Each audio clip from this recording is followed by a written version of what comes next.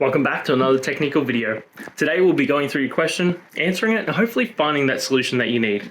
Guys, remember to stay just a little bit crazy like me, and hopefully you find that resolution you need.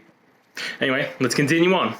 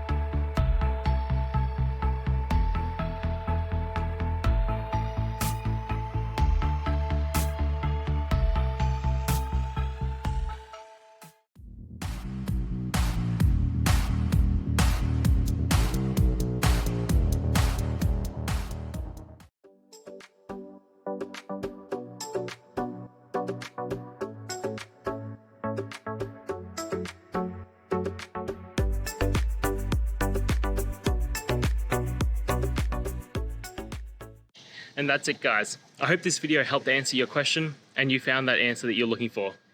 Now, please hit subscribe if it helped. I really appreciate it. And I'll see you next time on another one of these videos. Cheers.